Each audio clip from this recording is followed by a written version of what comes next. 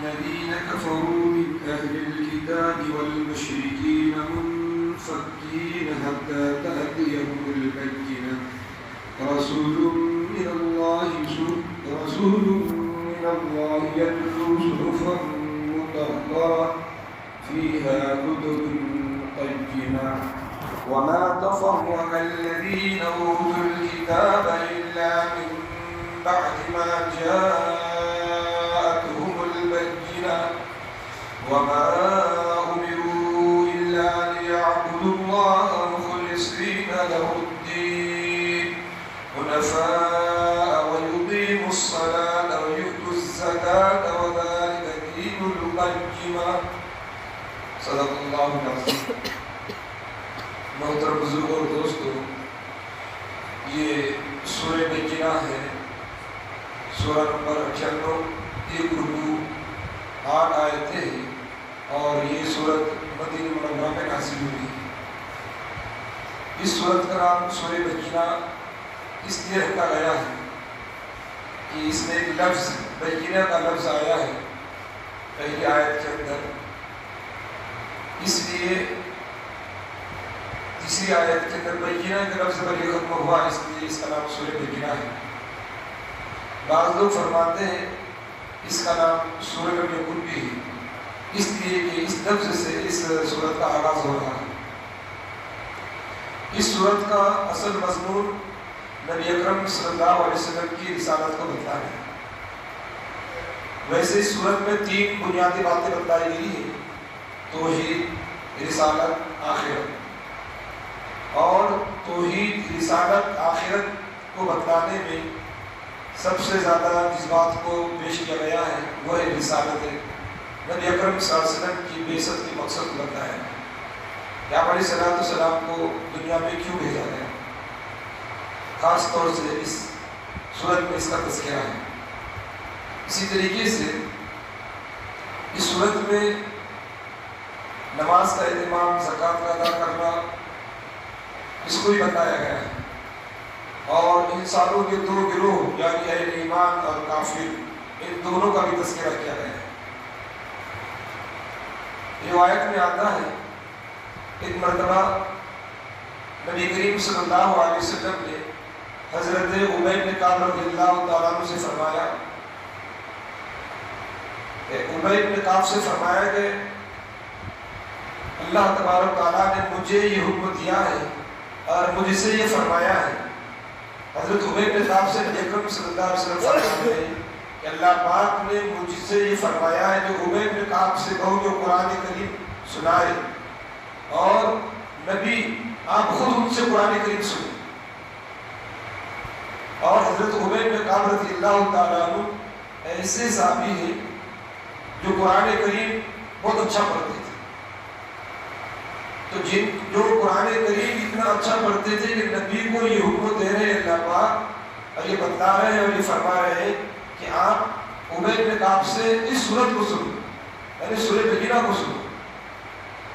اس سے سمجھ میں آتا ہے اس سورت کی فضیلت کتنی بڑی، اس سورت کا مقام اور مرتبہ کیا ہے. یعنی اس کے اندر جو مضمون بیان کیا گیا ہے تو اللہ پاک یہ فرما رہے ہیں نبی جی سے کہ آپ ابی بن کعب سے قرآن کریم کی اس سورت کو سنیں. تو حضرت ابی بن کعب رضی اللہ عنہ نے فرمایا کہ اللہ نے میرا نام لیا. اللہ کے رسول صلی اللہ علیہ وسلم فرمایا اللہ نے آپ کا نام لیا. حضرت ابی بن کعب رضی اللہ تعالیٰ رونے لگے کہ اللہ کے نزدیک میرا اتنا مقام اور مرتبہ ہے کہ میرا نام لے کر نبی سے یہ فرمایا جا رہا ہے کہ آپ ان سے قرآن کریم سنیں. چنانچہ انہوں نے نبی کریم صلی اللہ علیہ وسلم کو قرآن کریم سنایا اور رونے لگے. تو اس کے اندر جو مضامین بیان کیے گئے ہیں، لم یکن الذین کفروا من اہل الکتاب والمشرکین منفکین حتی تأتیہم البینہ. پہلے ہی لفظ کے اندر حتی تأتیہم البینہ کا لفظ آیا اور چوتھی آیت میں بھی آیا، اس لیے اس سورت کا نام سورہ بینہ رکھا گیا. تو اس کے اندر 3 چیزوں کو بنیادی موضوع بنایا گیا، عنوان بنایا گیا: توحید، رسالت، آخرت. توحید کہتے ہیں اللہ تعالیٰ کو ایک ماننا، اللہ تعالیٰ کے ایک ہونے کا اقرار کرنا، اس کو اپنے دل میں یقین کے ساتھ یہ کہنا کہ تمام کائنات کے نظام کو چلانے والی ذات ایک ہے، اور اللہ کے مشیت کے بغیر، اللہ کی مرضی کے بغیر پتہ نہیں ہلتا، کوئی چیز اللہ کی مشیت کے بغیر وجود میں نہیں آتی۔ تو توحید ایک بنیادی موضوع ہے، اس کے بغیر آدمی ایمان والا نہیں ہوتا۔ لا الہ الا اللہ محمد الرسول اللہ پہلا کلمے کا جو جز ہے، اس کے اندر توحید کی حقیقت کو بیان کیا ہے۔ کوئی معبود نہیں، کوئی عبادت کے لائق نہیں، کوئی پوجا کے لائق نہیں، کوئی پرستش کے لائق نہیں، کوئی بڑا سمجھنے کے لائق نہیں سوائے اللہ کے۔ کسی کی عبادت نہیں کی جائے گی اللہ کے علاوہ، کسی کو بڑا نہیں سمجھا جائے گا اللہ کے علاوہ، کوئی خالق نہیں ہے اللہ کے علاوہ، کوئی مالک اور کوئی رب اور کوئی پالنہار نہیں ہے اللہ کے علاوہ۔ تو توحید کو بیان کیا گیا ہے۔ اور اس کے بعد رسالت کا مطلب یہ ہوتا ہے حضرت آدم علیہ السلام سے لے کر صبح قیامت تک جتنے انسان اس دنیا میں آئیں گے اور آئے ہیں اور آ رہے ہیں اور آتے رہیں گے، تو جب بھی دنیا میں بگاڑ فساد برپا ہوتا ہے اور لوگ اللہ تعالیٰ کی وحدانیت کو چھوڑ کر، اللہ کو بھول کر کسی غیر اللہ کی پوجا کرنے لگتے ہیں، غیر اللہ کو اپنا بڑا مانتے ہیں، اللہ کے علاوہ کسی اور کو اپنا معبود حقیقی سمجھتے ہیں، تو اللہ پاک کا دستور اور طریقہ یہ تھا جب دنیا میں بگاڑ آتا، فساد آتا اور دنیا میں گہرائی اور ظلمت اور تاریکی پھیلتی، تو اللہ پاک اس ظلمت کو، اس تاریکی کو، اندھیرے کو ختم کرنے کے لیے نبیوں کو بھیجتے، اپنے مقرب بندوں کو بھیجتے، اور وہ اللہ کا مقرب بندہ اس دنیا میں آ کر، یعنی اللہ کا نبی اور پیغمبر اس دنیا میں آ کر جو ظلمت، جو تاریکی اور انسان جو اللہ سے دور ہو چکے تھے ان سے ان کو قریب کر دیا۔ یہ اللہ پاک کا نظام چلا ہے۔ کم و بیش اللہ پاک نے انبیاء 100 لاکھ انبیاء علیہ السلام کو اس دنیا میں بھیجا، لوگوں کی ہدایت کے لیے، لوگوں کو ڈرانے کے لیے، لوگوں کو خوشخبری دینے کے لیے، لوگوں کو اللہ سے قریب کرنے کے لیے، لوگوں کو اللہ کی وحدانیت کو بتانے کے لیے کہ اللہ کتنے بڑے ہیں، اللہ کیا کرتے ہیں، اللہ نظام کو کیسے چلاتے ہیں، اللہ کو اللہ کس طرح مانے گی، اللہ کا حکم کس طرح اس دنیا میں نافذ کریں گے۔ تو انبیاء علیہ السلام کا یہ کام ہوتا ہے۔ اخیر میں ہمارے نبی حضرت محمد رسول اللہ صلی اللہ علیہ وسلم آئے اور آپ پر قصر نبوت کو ختم کر دیا گیا، یعنی نبوت کی جو سلسلہ کڑی جو چلی آتی تھی، نبی اکرم صلی اللہ علیہ وسلم کو اس پر تکمیل فرما دیا، ختم فرما دیا۔ اب نبوت کا دروازہ اللہ پاک نے بند فرما دیا۔ اس میں یہاں پر تذکرہ کیا گیا ہے لم یکن الذین کفروا من اہل الکتاب والمشرکین۔ اہل کتاب کسے کہتے ہیں؟ اہل کتاب اصل میں کہتے ہیں کہ جو اللہ تعالیٰ نے جن لوگوں کو اور جن امتوں کو کتاب دی اور رسول اور نبی دیا، جیسے حضرت موسیٰ علیہ السلام، اللہ پاک نے ان کو نبی بھی بنایا، رسول بنایا اور کتاب تورات کی شکل میں دی۔ حضرت عیسیٰ علیہ السلام، اللہ پاک نے ان کو نبی اور رسول بنا کر انجیل ان کو دی۔ حضرت داؤد علیہ السلام زبور ان کو دی۔ یہ اصل اہل کتاب کا لفظ قرآن کریم میں بار بار آیا ہے۔ اس سے مراد حضرت عیسیٰ علیہ السلام کی قوم اور حضرت موسیٰ علیہ السلام کی قوم۔ اب یہ انبیاء علیہ السلام اپنے وقت پر دنیا میں آئے، انہوں نے اللہ پاک کی وحدانیت کی، توحید کی دعوت دی، لیکن جیسے ہی چلے گئے تو مرور زمانہ سے زمانے کے گزرنے کے بعد لوگوں میں تحریف آ جاتی ہے، خلط ملط دین میں کر لیتے ہیں، جو چیز دین میں نہیں تھی اس کو دین میں داخل کر کے دین کا جز سمجھ کر اس پر عمل کرنے لگتے ہیں۔ تو پھر اللہ پاک دوسرے نبی کو بھیجتے ہیں۔ عیسائی، یہودی، انہوں نے یہ بھی اللہ تعالیٰ کے احکامات کو ابتدا مانتے ہیں۔ حضرت موسیٰ علیہ السلام جب دنیا میں تھے تورات کو پڑھتے تھے، اس کی تبلیغ ہوتی، اس کی دعوت دی جاتی، اس کے اوپر لوگوں کو کھڑا کیا جاتا کہ اور ان کے ماننے والے کو ایک بڑا حلقہ بنا۔ لیکن جیسے حضرت موسیٰ علیہ السلام دنیا سے تشریف لے گئے اور ان کے جانے کے بعد لوگوں نے، بلکہ ان کے سامنے بھی لوگوں نے دین کے اندر غلط ملت کر دیا تھا اور دین کے اندر بہت ساری چیزیں داخل کر دی تھی جو حضرت موسیٰ علیہ السلام سے ان کو منع کیا کرتے تھے۔ تو حضرت موسیٰ علیہ السلام کی اس دنیا سے تشریف لے جانے کے بعد ان کے قوم نے، بنی اسرائیل نے دین میں تحریف کر دی، اور وہ چیزیں جو دین میں نہیں تھی اس کو دین کا حصہ سمجھنے لگے اور اس پر عمل پیرا ہو۔ ایسے ہی ان لوگوں نے یہاں تک کہہ دیا، جب تک حضرت موسیٰ علیہ السلام موجود تھے اللہ کو سب لوگ ایک مانتے تھے، اور حضرت موسیٰ علیہ السلام کو اللہ کا پیغمبر اور رسول اور نبی مانتے تھے۔ لیکن جیسے حضرت موسیٰ علیہ السلام تشریف لے گئے تو ان کے وقالت الیہود عزیر بن اللہ، یعنی دین سے تحریف انہوں نے کر لی، اور وہ یہودی کہنے لگے کہ عزیر اللہ کے بیٹے ہیں۔ نعوذ باللہ، ابھی تک وہ خدا کو ایک مانتے تھے، خدا کو ایک مان رہے تھے، لیکن اب ان کے عقیدے میں فساد آیا۔ کیا فساد آیا؟ ان لوگوں نے کہا کہ عزیر علیہ السلام یہ بھی اللہ کے بیٹے ہیں، حالانکہ اللہ کی کوئی اولاد نہیں۔ اسی طریقے سے عیسائیوں نے، نصارہ نے، جو حضرت عیسیٰ علیہ السلام کو مانتے تھے، ان کے اپنے زمانے میں نبی پر ان کا ایمان تھا، حضرت عیسیٰ پر ان کا ایمان تھا، اور حضرت عیسیٰ پر ایمان کے ساتھ ساتھ حضرت عیسیٰ علیہ السلام کو جو کتاب دی گئی تھی انجیل کی شکل میں، اس پر بھی ان کا ایمان تھا۔ اس کتاب کی تعلیمات سے وہ واقف تھے، اس کتاب کی تعلیمات کو لوگوں میں عام کرتے تھے۔ لیکن حضرت عیسیٰ علیہ السلام چلے گئے تو پھر ان کے ایک طبقے نے یہ کہنے لگا، وقالت الیہود عزیر بن اللہ وقالت النصارى مسیح ابن اللہ، کہ حضرت عیسیٰ علیہ السلام کو وہ اللہ کا بیٹا کہنے لگے۔ تو عیسائیوں کا یہ عقیدہ ہے کہ اللہ اور باپ، بیٹا اور روح القدس یہ تین ملا کر خدا بنتا ہے، اللہ بنتا ہے۔ باپ، بیٹا اور روح القدس ملا کر، یعنی باپ سے مراد اللہ باپ کو لیتے ہیں، بیٹے سے حضرت عیسیٰ علیہ السلام کو، اور روح القدس سے جبریل۔ بعض لوگوں نے کہا ہے اور لوگوں کے نام دیے، لیکن ان تین لوگوں کو وہ ملا کر خدا کہتے ہیں۔ یعنی جو توحید کے علمبردار تھے وہی اب شرک کے علمبردار بن گئے، یعنی شرک کرنے والے ہو گئے۔ جیسے حضرت موسیٰ علیہ السلام کی قوم ان کے جانے کے بعد شرک والی ہو گئی، حضرت عزیر کو اللہ کا بیٹا انہوں نے قرار دیا، ایسے حضرت موسیٰ علیہ السلام، حضرت عیسیٰ علیہ السلام کی قوم نے بھی ان کو اللہ کا بیٹا اور اللہ کو باپ اور روح القدس تینوں کو ملا کر ایک خدا کہا۔ یعنی جو توحید کے علمبردار تھے، اللہ کے ایک ہونے کو تعلیم دیتے تھے، اب گویا کہ وہ کفر اور شرک میں آ گئے۔ اور اسی طریقے سے مشرکین کا تذکرہ آیا۔ اہل کتاب تو جن کو کتاب دی گئی تھی دین حق پر تھے، اپنے وقت پر مرور زمانہ سے وقت کے گزرتے ہوئے انہوں نے اپنی کتابوں میں تحریف کر دیا اور گویا کہ وہ اللہ سے دور ہو گئی۔ ایسے مشرکین، ان کے پاس نہ کوئی کتاب ہے، نہ کوئی رسول ہے، نہ کوئی نبی ہے، لیکن ان لوگوں نے بے شمار بتوں کو رب بنا لیا۔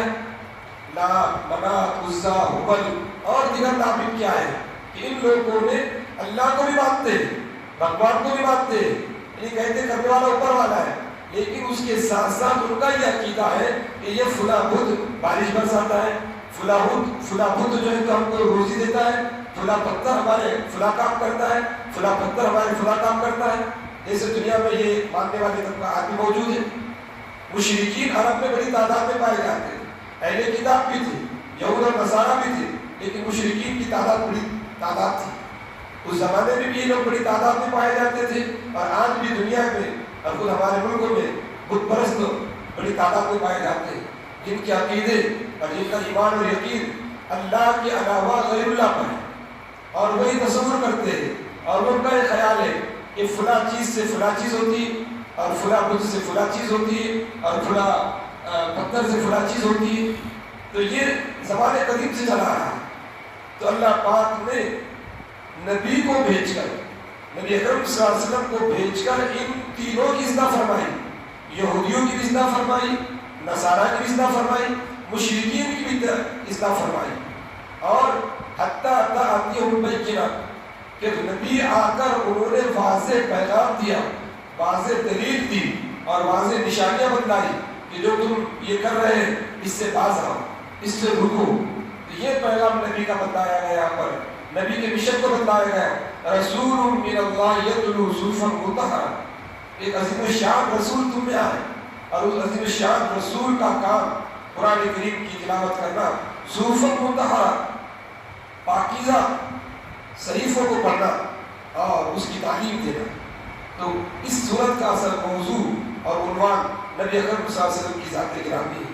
نبی اکرم صلی اللہ علیہ وسلم کو بھیج کر یہ اصلاح کی گئی، یہودی بھی حق پر نہیں، نصارہ بھی حق پر نہیں، مشرکین بھی حق پر نہیں، اور ان لوگوں نے جو طور طریقے اختیار کی یہ سارے باطل غلط نظریات کو لے کر آئے، اس سے توبہ کر کے دین حنیف کی طرف آنا ہے، دین حق کی طرف آنا ہے، اور نبی آخری حضرت محمد رسول اللہ صلی اللہ علیہ وسلم کی رسالت پر ایمان لانا ہے۔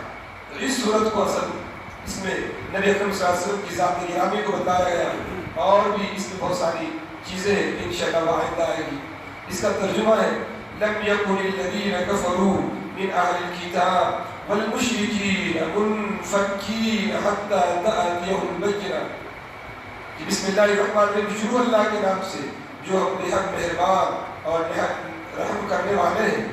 اہل کتاب اور مشرکین میں سے جو کافر تھے وہ اپنے کفر سے اس وقت تک باز آنے والے نہیں تھے جب تک کہ ان کے پاس واضح دلیل نہ آ جائے۔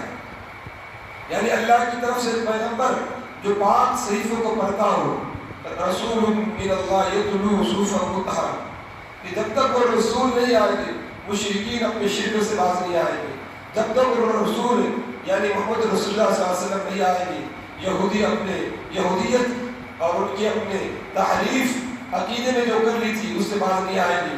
اسی طریقے سے عیسائی نصارہ اپنے اس باطل عقیدے سے باز نہیں آئیں گے، نہیں رکیں گے جب تک کہ وہ رسول آ کر ان کو ان کی تعلیمات نہ بتلائے۔ تو نبی اکرم صلی اللہ علیہ وسلم کو اللہ پاک نے دنیا میں بھیجا ایسے وقت میں جب دنیا میں ظلمت، تاریکی اور کفر کے دلدل میں لوگ پھنسے ہوئے تھے۔ اس وقت اللہ پاک نے اپنے نبی حضرت محمد رسول اللہ صلی اللہ علیہ وسلم کو بھیج کر یہودیت سے آپ صلی اللہ علیہ وسلم نے لوگوں کو نکالا، نصرانیت سے جو دین حق سے ہٹ کر دین باطل کی طرف گئے تھے ان سے نکالا۔ اسی طریقے سے مشرکین کو نبی کریم صلی اللہ علیہ وسلم نے دین کی دعوت دے کر شرک اور کفر اور بت پرستی سے نکال کر توحید پر لا کھڑا کیا۔ تو سب سے بڑا پیغام اس صورت کے اندر یہ بتایا گیا ہے کہ جو اللہ کی طرف سے ایک پیغمبر جو پاک صحیفوں کو پڑھتا ہو، فیہا کتب قیمہ، وہ صحیفہ اور وہ کتاب، اس میں کیا چیزیں ہیں؟ اس میں فرماتے ہیں جس میں درست احکام لکھے ہوئے ہیں۔ وما تفرق الذین اوتوا الکتاب الا من بعد ما جاءتهم البینہ، اور جو اہل کتاب ہے وہ اس واضح دلیل کے آ جانے کے بعد ہی اختلاف میں پڑ گئے۔ تورات میں، انجیل میں جو پیغام لکھا ہوا تھا اور اس میں جو نبی کریم صلی اللہ علیہ وسلم کی بشارتیں لکھی ہوئی تھی، جب نبی کریم صلی اللہ علیہ وسلم آ گئے تو ان لوگوں کا کام یہ تھا کہ نبی اکرم صلی اللہ علیہ وسلم کی بات کو مانتے اور آپ صلی اللہ علیہ وسلم پر ایمان لاتے، چونکہ وہ اپنی کتاب میں یہ تعلیم دیتے تھے تورات میں، انجیل میں ایک نبی آخری آنے والے ہیں، ان کی ہم سب کو اتباع کرنا ہے، ان کی ہم سب کو پیروی کرنا ہے۔ لیکن جب نبی اکرم صلی اللہ علیہ وسلم دنیا میں مبعوث ہوئے تو آپ صلی اللہ علیہ وسلم کو انہوں نے بجائے اتباع کرنے کے ٹھکرایا اور آپ صلی اللہ علیہ وسلم کی تعلیمات کا انکار کیا۔ تو اللہ پاک اسی کا تذکرہ فرما رہے ہیں۔ اور جو اہل کتاب ہے وہ اس واضح دلیل کے آ جانے کے بعد، یعنی نبی اکرم صلی اللہ علیہ وسلم کے مبعوث ہو جانے کے بعد اختلاف میں پڑ گئے۔ حالانکہ وما امروا الا ليعبدوا الله مخلصين له الدين حنفاء ويقيموا الصلاة ويؤتوا الزكاة وذلك دين القيمة، حالانکہ ان کو یہی حکم دیا گیا تھا جو اللہ ہی کے لیے عبادت کو خالص کرتے ہوئے بالکل یکسو ہو کر اسی کی عبادت کریں، نماز قائم کریں اور زکات دیا کریں، اور یہی درست دین ہے۔ تو ان کو یہ تعلیمات دی گئی تھی، لیکن نبی حضرت محمد رسول اللہ صلی اللہ علیہ وسلم کے مبعوث ہونے کے بعد، رسالت کے آ جانے کے باوجود بھی ان لوگوں کی بڑی تعداد نے دین کو اور اسلام کو قبول نہیں کیا، آپ صلی اللہ علیہ وسلم کی رسالت کو قبول نہیں کیا۔ کچھ لوگوں نے یقیناً رسالت کو اور آپ صلی اللہ علیہ وسلم کے پیغام کو قبول کیا، آپ صلی اللہ علیہ وسلم کی رسالت کو مانا، لیکن بڑی تعداد یہودیوں کی، نصرانیوں کی اور مشرکین کی وہ تھی جنہوں نے آپ صلی اللہ علیہ وسلم کی تعلیمات کو نہیں مانا۔ ایک تعداد تھی جنہوں نے مانا، پھر ان لوگوں نے دین کے کام کو کیا اور پھر وہ آپ صلی اللہ علیہ وسلم کے پیروکار ہوئے، متبع شریعت ہوئے، اور پھر اسلام پھیلا اور پھولا اور آگے بڑھتے چلا۔ تو اس صورت کے اندر نبی اکرم صلی اللہ علیہ وسلم کی ذات کو بتایا گیا ہے کہ آپ صلی اللہ علیہ وسلم کی ذات کا آ جانا واضح نشانی کا آ جانا تھا۔ ان کا کام تھا آپ صلی اللہ علیہ وسلم کی پیروی کرتے، لیکن اکثر لوگوں نے نبی اکرم صلی اللہ علیہ وسلم کی پیروی نہیں کی، بلکہ چند ہی لوگوں نے کی، اور پھر یہ سلسلہ آگے چلتا رہا۔ اللہ پاک سے دعا ہے کہ اللہ پاک میں ہمارے نبی حضرت محمد رسول اللہ صلی اللہ علیہ وسلم کے احکامات پر چلنے کی توفیق عطا فرمائے، ان کے لائحہ دین پر ہم سب کو اپنی زندگی میں اس کو نافذ کرنے کی توفیق عطا فرمائے۔ آمین۔ وآخر دعوانا الحمدللہ۔